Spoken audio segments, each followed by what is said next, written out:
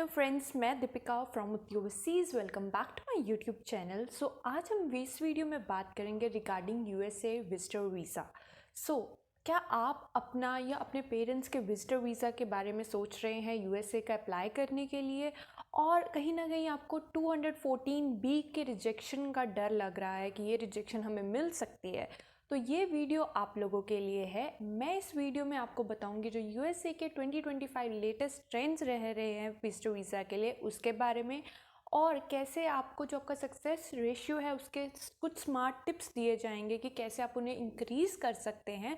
Plus और आपको real interview questions के बारे में भी पता चलेगा, एंड वीज़ा रिजेक्शन के जो चांसेस हैं वो कैसे कम करने हैं और आपके जो अप्रूवल के चांसेस कैसे इंक्रीज़ करने हैं, इस वीडियो में आपको वो ज़रूर पता चलेगा।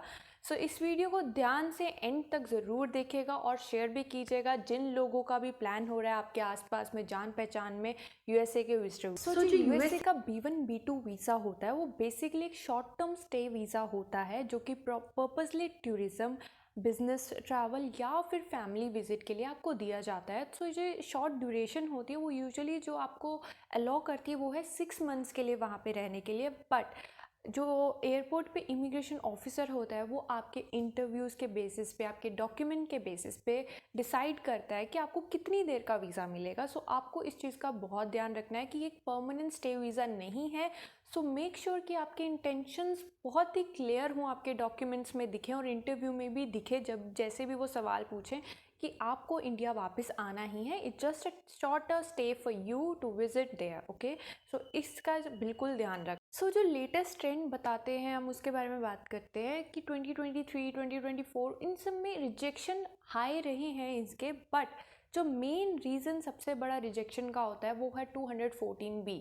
ये एक ऐसा सेक्शन है जिसमें आपको ये प्रूव करना होता है कि आपके फैमिली टाइज़ पीछे स्ट्रॉन्ग है या नहीं है। तो ये रिजेक्शन बहुत सारे लोगों को मिलती है क्योंकि उनके फाइनेंशियल स्ट्रॉन्ग नहीं होते या फिर कोई फैमिली टाइज़ नहीं होते।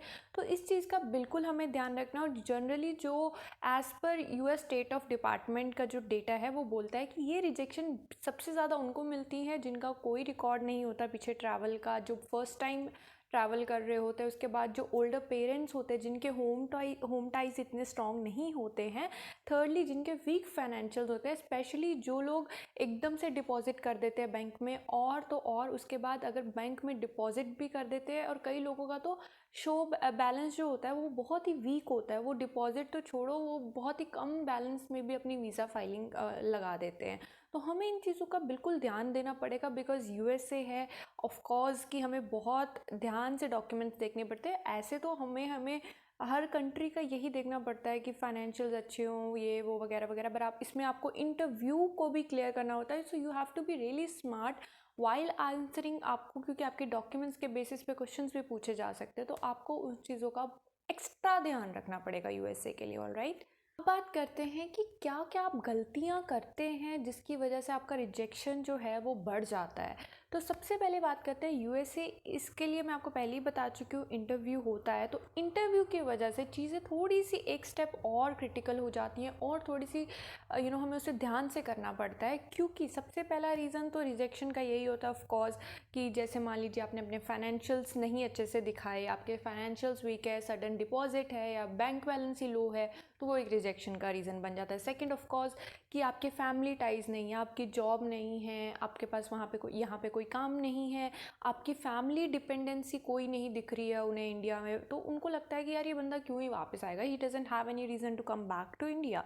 तो हमें इन चीज़ों का ध्यान रखना पड़ेगा। प्लस इंटरव्यू अगर रिलेटेड बात करें तो 2-3 चीज़ें जो आपको देखनी पड़ेंगी। एक होगा कि अगर आप ओवर कोचिंग कर रहे हैं, आप सोचो आप एक चीज़ के बारे में बार बार प्रैक्टिस कर रहे हैं और आप इतना एग्जॉस्ट हो जाते हैं कि एक टाइम जब आपको एक्चुअल इंटरव्यू देना पड़ता है तो आप बहुत ही पजल्ड हो जाते हैं उस चीज़ में। आपको लगता है कि यार ये क्या क्या पूछ रहा है, आप बिल्कुल ही कंफ्यूज हो जाते हैं क्योंकि आपने पिछले कुछ दिनों में इतनी बार प्रैक्टिस कर ली होती है उस चीज़ की। प्लस जो आपके आंसर्स होते हैं that should not be neutral answers, कि जो हर कोई देता है रोबोटिक आंसर्स लगते हैं वो, क्योंकि आपको आपके प्रोफाइल के अकॉर्डिंग पता होना चाहिए, आपको आपके इंटेंशंस क्लियर होने चाहिए। अगर वो मुझसे पूछ रहा है मैंने क्यों जाना है, मैं उसको सीधा बताऊंगी क्यों जाना है। मैं कोई जेनरिक आंसर नहीं दूंगी कि भाई हाँ मेरे को घूमने जाना है, इतनी सुंदर है, ये है वो है, ठीक है। तो आप प्लीज़ इसको ध्यान दीजिए कि अपने आप से सोचिए कि अगर आप उसकी जगह पे होते, इंटरव्यू की जगह पे होते, तो आपको किस पे ज़्यादा बिलीव होता कि अगर आप एक इमोशनल टच देते या है ना अपनी जेन्युइनली इंटेंशंस दिखाते, चाहे वो प्रैक्टिकली क्यों ना हो, बट पता चलना चाहिए कि हाँ ये भाई सही बोल रहा है, ठीक है। तो आपको इस चीज़ का बिल्कुल ध्यान देना पड़ेगा। तो ये तो हमने बात कर ली कि वीज़ा रिजेक्शंस किस वजह से आते हैं, बट उन्हें कम कैसे किया जाता है ये टिप्स अब आपको मैं बताऊंगी। सबसे पहले तो बात करते हैं हम क्लियर ट्रैवल पर्पस की। आपको क्लियरली बताना पड़ेगा if this is a family travel visit, तो आप क्यों जा रहे हैं। हाँ, आपका बेटा बेटी कोई भी है, आप उसके जेन्युइनली बताएं कि आप क्यों जा रहे हैं, कोई सॉलिड रीज़न दे दें कि है ना हम काफ़ी देर से नहीं मिले हैं, XYZ रीजंस दे के आप वो कर सकते हैं। उसके बाद अगर आपका जो ट्रैवल विजिट है उसमें आपको क्लियरली मेंशन करने पड़ेंगे जगहें, places where you want to visit, या कोई आप कॉन्सर्ट अटेंड करने के लिए USA का ट्रैवल वीज़ा चाहते हैं, जो भी चीज़ है आपको क्लियरली वो मेंशन करनी पड़ेगी।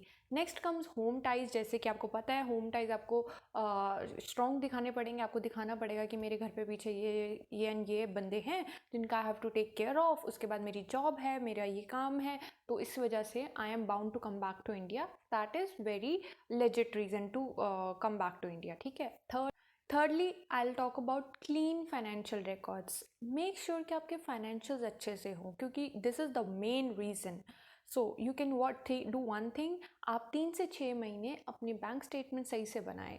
अगर आपकी नहीं है आप वेट करके वीज़ा ज़रूर लगाएं, बट गलत डॉक्यूमेंट्स या वीक फाइल के साथ वीज़ा लगाने का कोई मतलब नहीं बनता है। सो आप 3 से 6 महीने अपने रिकॉर्ड सही करें, अपनी सैलरीज डलवाएं, अपने अगर कोई भी फाइनेंशियल कंसिस्टेंसी बरकरार रखें, तो उसके साथ आपके फाइनेंशियल्स बहुत अच्छे हो। एंड उसके बाद बात करते हैं हम जो स्पॉन्सर्स होते हैं उनके डॉक्यूमेंट्स का हमें ध्यान देना पड़ेगा। स्पॉन्सर्स के जो फाइनेंशियल्स होंगे वो भी अच्छे से हम रिप्रेजेंट करें। Make sure of that. Invitation letter तो हमें उनसे चाहिए ही चाहिए। Lastly, confident, be confident but don't be over confident, because confidence से आप बोलेंगे जेन्युइन लगेगा, ओवर कॉन्फिडेंस के इट्स गोना बी फेक। उनको पक्का लगेगा कि ये फेक, कुछ तो गड़बड़ है, ये तो कुछ ज़्यादा ही ओवर कॉन्फिडेंट है, ठीक है। तो आपको कॉन्फिडेंस दिखाना है, जेन्युइनली आंसर्स देने जो आपके सिचुएशन के रिफ्लेक्ट करते हो, आपके सिचुएशन के साथ मैच कर रहे हो, तो इसलिए उनको पता चल जाएगा कि हाँ भाई सही तो बोल रहा है, there is no anything fake in that. I देख मतलब आपको लगना चाहिए कि कोई फेक आंसर नहीं दे रहा है, ठीक है। अब मैं आपको बताती हूँ कि कुछ क्वेश्चंस, कुछ सैम्पल जो आपको इंटरव्यू में पूछे जा सकते हैं। सबसे बेसिक क्वेश्चंस होते हैं कि why do you want to visit USA। तो आप बता सकते हो मेरा सो एंड सो उधर रह रहा है एंड मैं इतने देर के लिए ट्रिप पे जाना चाहता हूँ या चाहती हूँ, और उसके मतलब क्या रीजंस आप वो बता सकते हो।